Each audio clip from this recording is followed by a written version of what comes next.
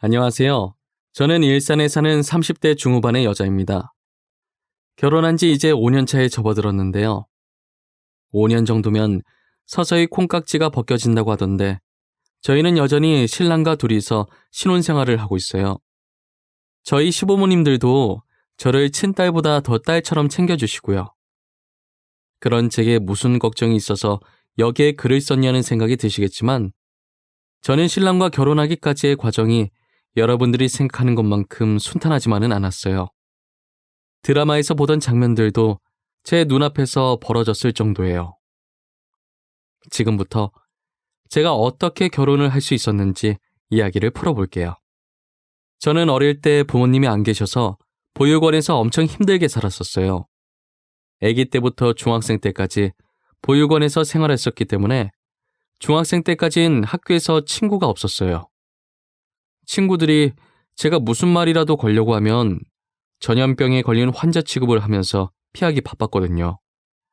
저랑 닿으면 가난하면 옵는다고, 자신들도 고아가 될 것이라면서 당시 어린애들이라 그런지 제게 상처 주는 정말 못된 말들을 서슴없이 하더라고요. 그래서 제게 친구라고는 같은 보육원에서 동거동락한 아이들 뿐이었어요. 아픔이 같은 친구들이라 누구보다 말이 잘 통했고 누구보다 저희의 상처를 잘 알았죠. 진짜 우리를 버린 것인지 피치 못할 사정으로 잠시 이곳에 맡긴 것인지 모르겠지만 그 친구들과 함께 꼭 친부모님을 찾겠다는 마음으로 하루하루를 버텨왔었어요. 보육원에서는 다시 친부모님을 만나는 친구들도 있었고 입양을 해서 새로운 부모님을 만나는 친구들도 있었어요. 그런 친구들을 볼 때마다 부러워하며 얼굴도 모르는 저희 부모님을 매일 그리워했어요. 저는 중학생 때까지 친부모님이 나타나지도 그렇다고 새로운 부모님이 생기지도 않았었어요.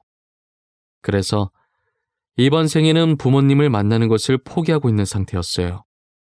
그러다 저희 보육원에 한 주도 빼먹지 않으시고 봉사활동을 오시던 한 아주머니가 계셨어요. 아주머니는 혼자 모래를 나뭇가지로 쑤시고 있는 제게 다가와서 말을 걸었었죠. 아가, 여기서 혼자 뭐해? 친구들은 저기서 공 차고 있는데 같이 놀지 그래. 혼자서 이러고 있으면 안 심심해? 아줌마가 놀아줄까? 매주 저희한테 빵 주시는 아줌마 맞죠? 오늘도 빵 맛있게 잘 먹었습니다. 아줌마, 저는 혼자 이렇게 노는 게 편해요. 그리고 중학생은 저밖에 없어서 애들이 아무도 안 끼워줘요. 왜 안 끼워줄까? 제일 언니라서 다가가기 무서운가 보다. 그래도 혼자 놀면 쓸쓸하잖아. 아줌마가 옆에 있어줄게. 제게 말을 걸어주시는 아주머니는 정말 착하시고 친절하셨어요. 제가 실내로 들어갈 때까지 제 옆에서 계속 말 걸어주고 같이 있어주시더라고요. 아주머니는 저와 함께 있으면서 제게 무언가 끌리는 느낌이 들었다고 해요. 그래서 그날 저를 입양하기로 마음먹었다더라고요. 저희 어머니는 임신이 되지 않는 몸이라서 아버지와 단 둘이서만 살았었어요.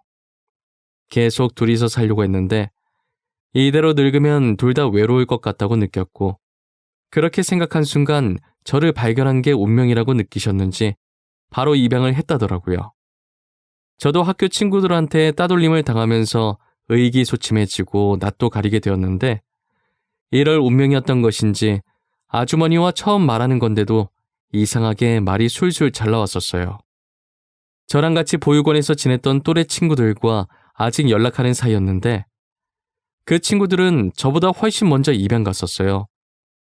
친구들의 이야기를 들어보면 정말 가난한 집의 양부모님들이 자신들을 식모로 부려먹으려고 입양을 한 것 같다고 하더라고요. 그래서 저의 입양 소식을 축하하면서도 한편으로는 걱정을 많이 하더라고요.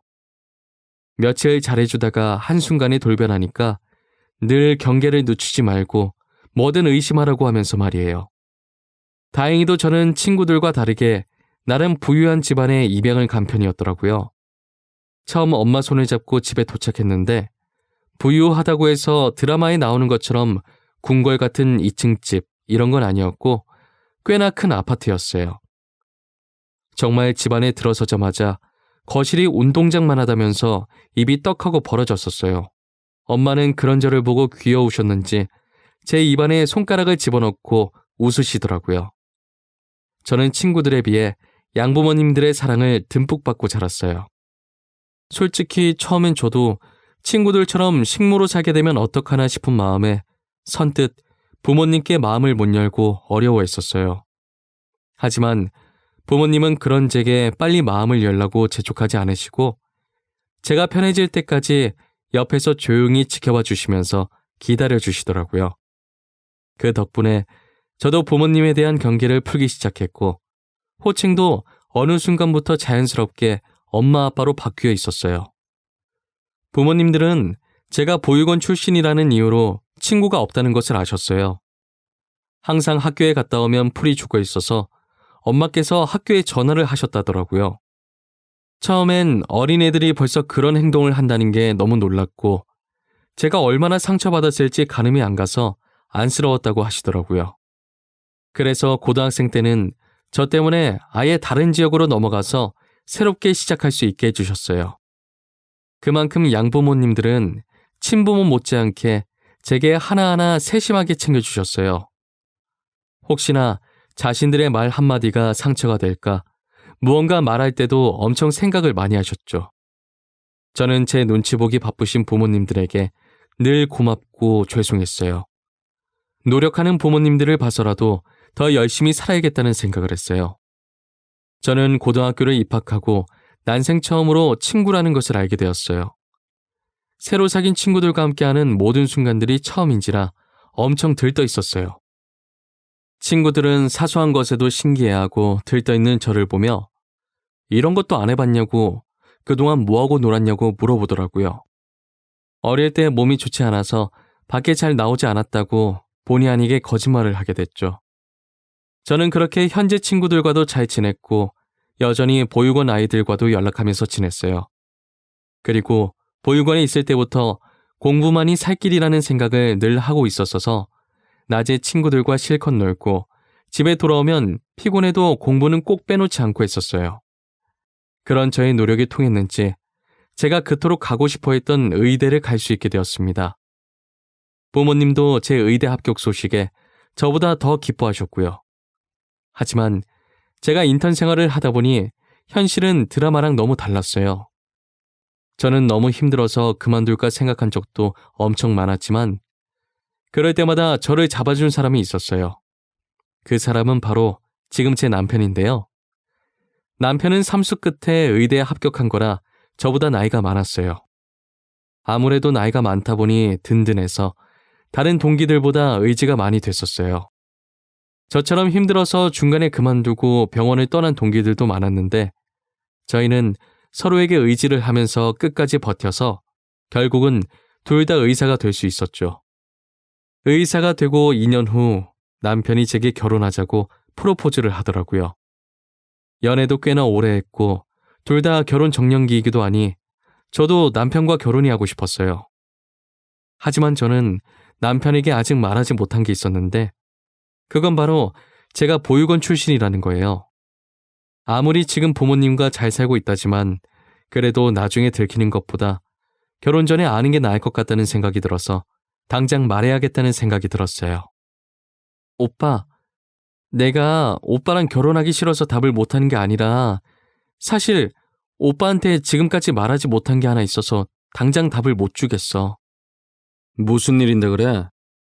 너 표정 보니까 되게 심각한 얘기인 것 같은데. 나는 뭐든 괜찮아. 너가 범죄자만 아니면 돼. 범죄자는 아니고 사실 내가 보육원 출신이야. 부모 없는 고아. 지금 부모님은 보육원에서 나를 입양해 주신 양부모님이셔.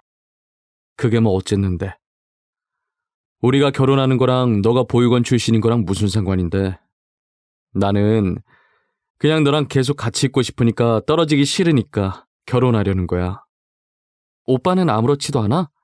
내가 친부모가 없는 고아여도 정말 괜찮은 거야? 오빠랑 나는 완전 다른 환경에서 살아온 거잖아. 난 진짜 아무렇지도 않은데. 오히려 너가 그런 생각하고 있느라 많이 힘들었을 것 같아. 그런 걱정은 이제 하지 마. 내가 괜찮고 안 괜찮고 할 게 어디 있어. 지금 너가 이렇게 잘 살고 있는데. 제가 고하여도 괜찮다는 남편의 대답을 들으니까 눈물이 날 것 같더라고요. 이렇게 멋진 남자를 두고 이때까지 혼자서 괜한 걱정을 하고 있었구나 싶었었어요. 그런 남편과 달리 시부모님께서는 남편과 생각이 많이 달랐나 보더라고요.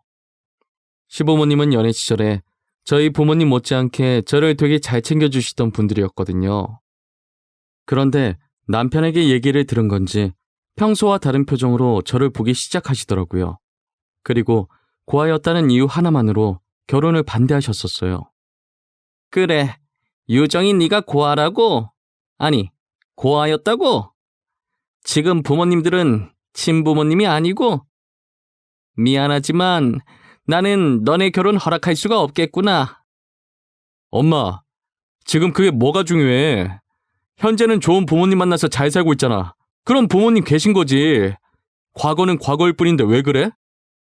과거는 과거일 뿐이라고? 도대체 누구 피를 받은 자식인 줄 알고 우리 집안에 함부로 들여? 그러다 유정이가 범죄자 집안 씨면 어쩌려고 그러니? 사람 면전에 대고 말을 꼭 그렇게 해야겠어? 엄마 원래 이런 사람이었어? 유정이 보면 딸 같다고 이뻐했었잖아. 다 잊었어? 오빠, 됐어. 그만해. 여긴 내가 있을 자리가 아닌 것 같아. 먼저 일어나 볼게.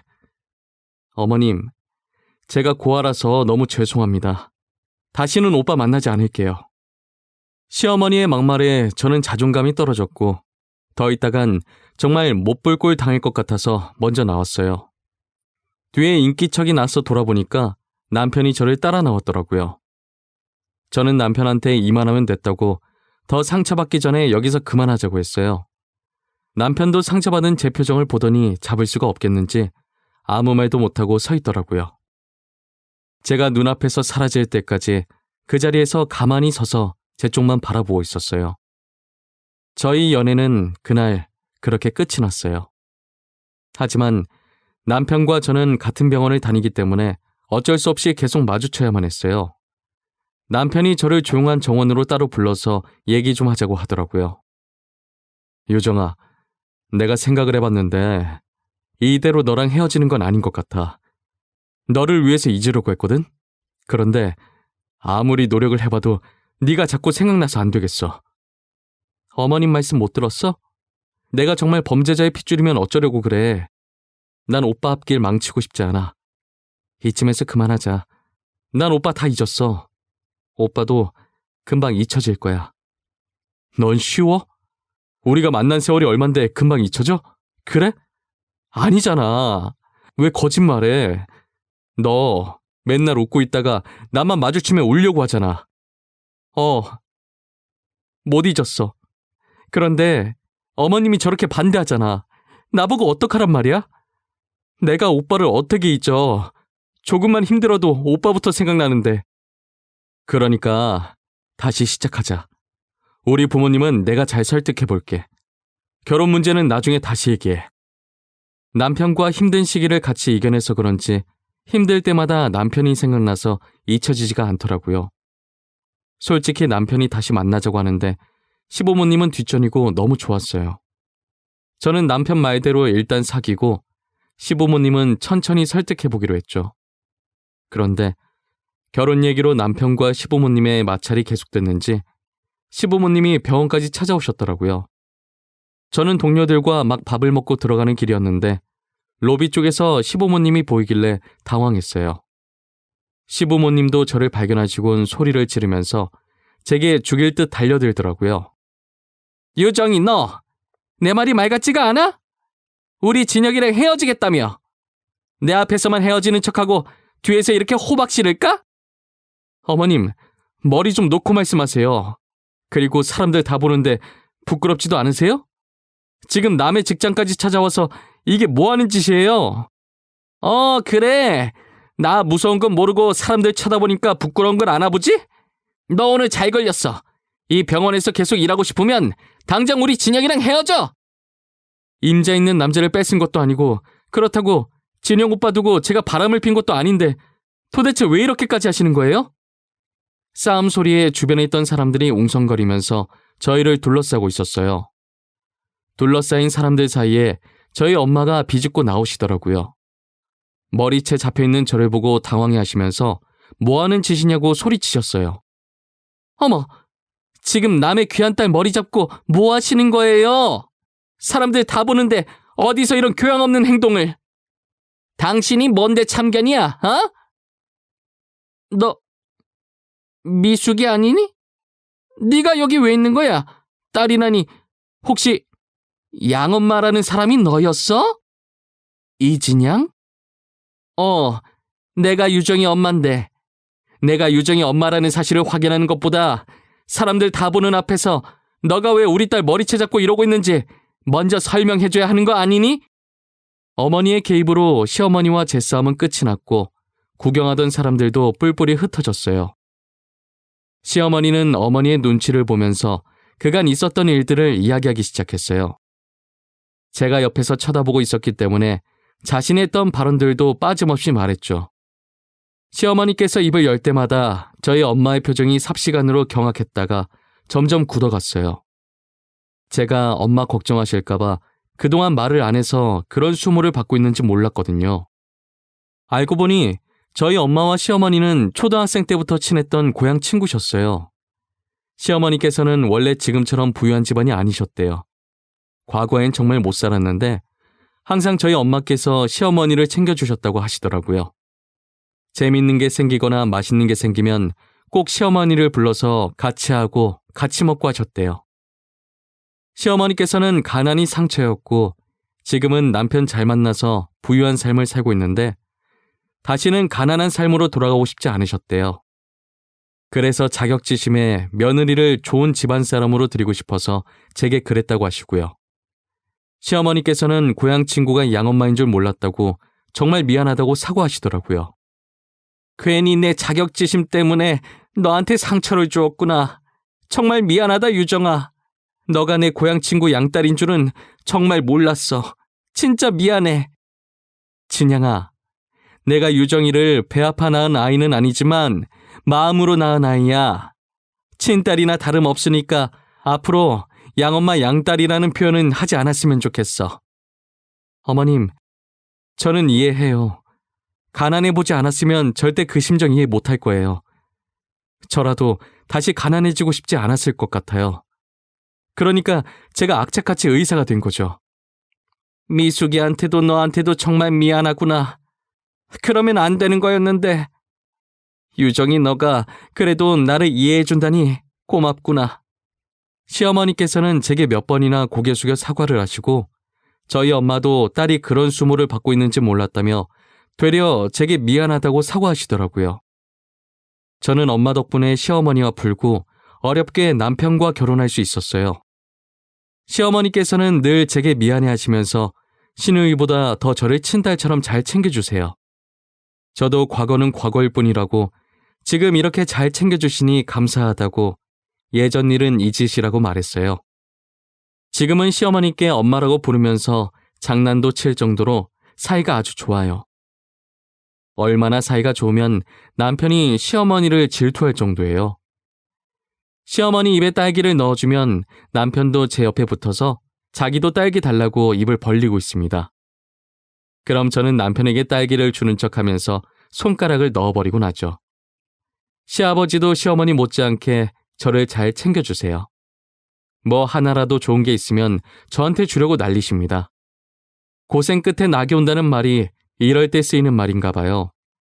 남편과의 결혼 과정이 순탄하진 않았지만 결국은 이렇게 행복하잖아요.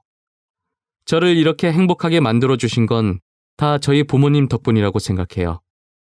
저는 평생 부모님께 감사한 마음을 가지고 지금까지 저를 지켜주신 만큼 저도 부모님 옆에 꼭 붙어서 보답하며 지켜주려고 합니다. 저의 이야기는 여기까지입니다. 제 사연을 들어주신 모든 분들은 꼭 행복하시길 바랄게요. 감사합니다.